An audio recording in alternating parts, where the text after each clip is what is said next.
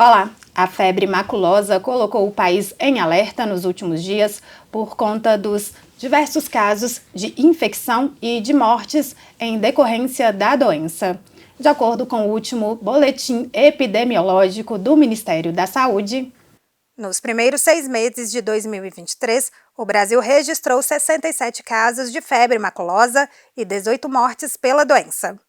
Já em 2022, foram 190 casos de febre maculosa em todo o país, com 70 óbitos. Para falar sobre a febre maculosa, entender como identificar e prevenir a doença, eu converso agora com a Carolina Ali, que é médica infectologista e professora da Escola de Medicina da UFOP. Professora, muito obrigada por aceitar o convite da TV UFOP. É um prazer estar aqui.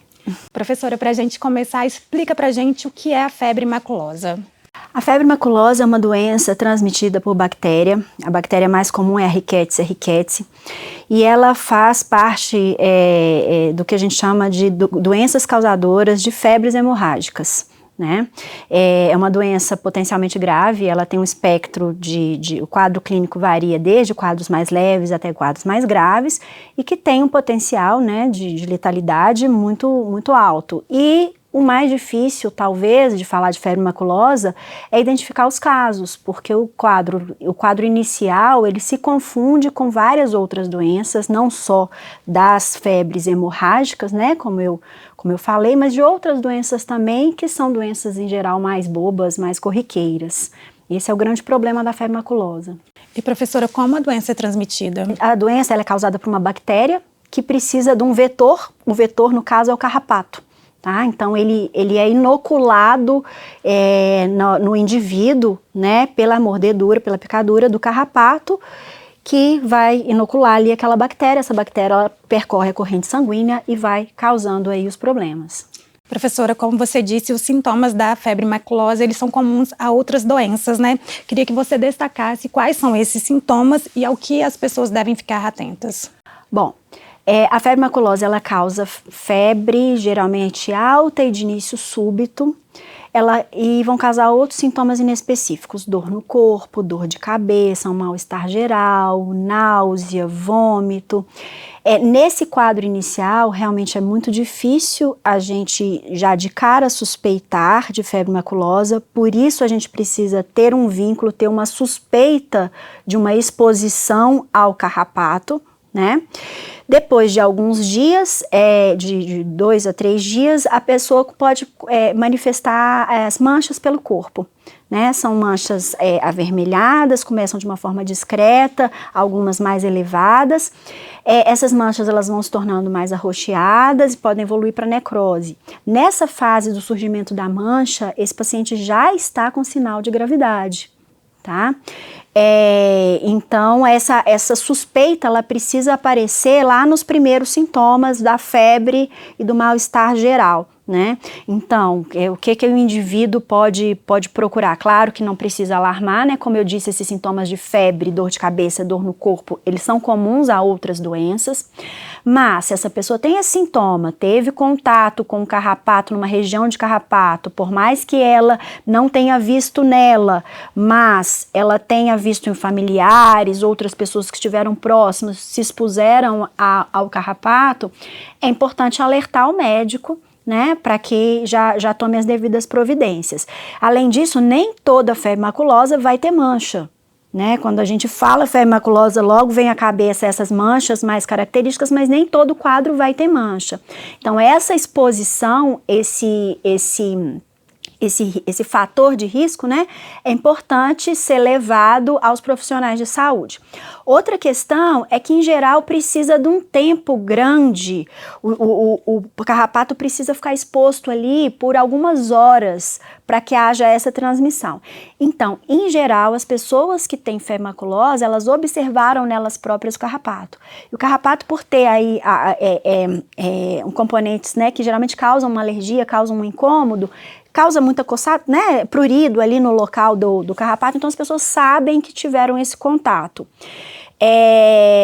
Bom, mas isso não é obrigatório que ela tenha visto o carrapato nela própria, né? Mas saber que teve em área de carrapato, que algumas pessoas que estavam próximas foram infestadas, é um dado importante quando a gente está suspeitando de febre maculosa. Professora, e é importante não tirar o carrapato de qualquer forma, né? Exatamente. Essa transmissão ela pode acontecer justamente naquele ato de tirar o carrapato. Muita gente gosta de matar o carrapato ali espremendo ali entre as unhas, né? Então é interessante tirar com uma pinça, né? Descartar, fazer ali a compressão com algum instrumental e lavar imediatamente as mãos, tá? Professora, outra coisa, a febre maculosa ela não é transmitida de pessoa para pessoa, né? Não é transmitida de pessoa para pessoa, ela precisa desse vetor carrapato. E o carrapato estrela que transmite, né, a doença, ele também pode ser encontrado em áreas urbanas? Pode ser transmitido em áreas urbanas. Na verdade, o ciclo do carrapato é muito interessante, né? Quando a gente fala carrapato estrela, a gente está falando da forma adulta do carrapato, né? Mas, durante o ciclo dele, ele tem a forma de larva, a forma de ninfa, que são formas menores, que são aqueles carrapatinhos menores, que também são capazes de transmitir a febre maculosa. Tá? Então, talvez até mais provável que essas formas menores transmitam, porque elas ficam mais escondidinhas ali pelo corpo. O carrapato estrela, o carrapato maior, ele é mais visível, tá? Então, o pessoal chama de micuim, né? Que é aquela fase menorzinha. Então, todo o carrapato que entrou em contato com um reservatório, né? Com um animal que funciona como reservatório dessa bactéria, e ingerir o sangue ali desse animal, ele tem capacidade de transmitir para humanos, seja em zona rural, seja em zona urbana, tá? Então, inclusive animais domésticos infestados com carrapato, eles podem sim transmitir a febre maculosa. Professora, existem regiões que estão, né, em alerta em relação à doença. Eu queria que você falasse um pouquinho da nossa região aqui. Bom, a febre maculosa, sabidamente, ela acomete a região sul e sudeste do país, né? Isso não é novidade pra gente, existem alguns focos mais localizados, inclusive já foi localizado em capivaras da Lagoa da Pampulha há tempos atrás.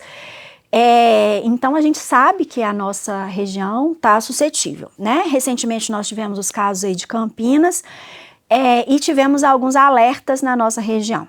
Nós estamos saindo do período de dengue, então o quadro inicial da febre maculosa ele se confunde muito com o quadro de dengue. Então houveram muitas suspeitas nesses últimos tempos na região, mas nós não temos casos confirmados.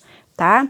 Obviamente, todos, para descartar um caso, é importante fazer toda a sequência de exames, ter certeza, né, dessas informações, mas na região a gente não tem caso confirmado. Professora, a febre maculosa, como você disse, tem uma alta taxa de letalidade, né, mas há tratamento para a doença, né? Sim, há tratamento, um tratamento curativo, o tratamento é feito com antibiótico. Atualmente, a gente só tem um antibiótico disponível para tratar a febre maculosa, mas o acesso a ele é muito fácil, essa parte é tranquila. A parte do tratamento, o tratamento é tranquilo, sim. A maior dificuldade é identificar os casos, tratar precocemente, porque a gente também não espera confirmar para poder tratar. Havendo a suspeita, a gente já tem que instituir o antibiótico, é justamente isso que vai evitar a gravidade do paciente. E como prevenir a febre maculosa? O uso de repelentes nesses casos é essencial? Bom, é difícil a gente prevenir doença transmitida por carrapato, porque os repelentes eles não são elaborados para isso. Eles podem contribuir, os repelentes com algumas formulações específicas, tá? Eles podem contribuir, mas a nossa ação aí prioritária, né, de prevenção seria evitar o contato com o carrapato. Então, se a pessoa vai para um meio rural, para um ambiente, né, de fazer um ecoturismo, usar roupas adequadas, né, roupas de manga comprida, a gente orienta roupa clara, porque aí fica mais fácil de fazer essa catação, a calça para dentro da meia, cobrindo ali, protegendo ali também o sapato, utilizar, né, roupas adequadas e No meio urbano aí, o que a gente pode fazer é evitar de atrair esses animais que são os reservatórios, né? Nós não falamos, mas a gente tem um animal, nós temos as capivaras, cavalos, mas a gente tem um animal que circula muito, que são os gambás, né? Então o gambá também ele pode ser, e muitas vezes ele é atraído pelo lixo, né, de região urbana. Então a gente está preocupando aí, né, com outras, né, dá muita importância, mas a gente tem que prestar atenção também nessa questão do lixo, de não ter animais soltos, né, porque aí a gente nós temos não só a febre maculosa, mas várias outras zoonoses que são doenças transmitidas do animal para o ser humano, né? E é difícil falar em doença exclusivamente de zona rural, doença exclusivamente de zona urbana, né? A febre maculosa pode acontecer nos dois e a gente sabe que a gente tem essa transição, né? Para a gente terminar, professora, os casos recentes, eles são um alerta para a necessidade de políticas públicas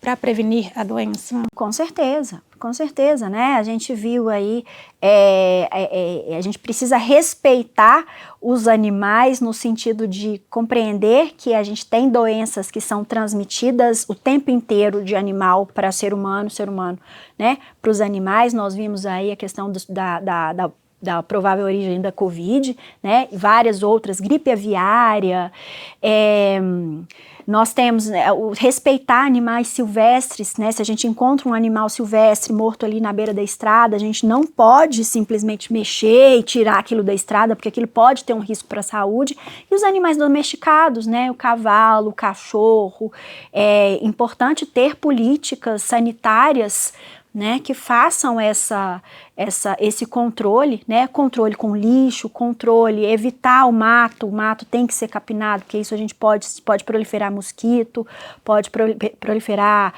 barbeiro e outros vetores de várias outras doenças. Professora, mais uma vez, muito obrigada por contribuir com a TV UFOP. É um prazer estar aqui. A Prefeitura de Ouro Preto informou que o município não registra nenhum caso de febre maculosa há pelo menos 10 anos, mas fica o alerta.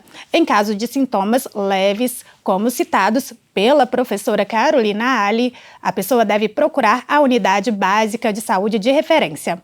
Porém, se os sintomas se tornarem mais severos, como um mal-estar intenso, o paciente deve buscar atendimento na UPA Dom Orione ou em outro serviço de atendimento de urgência.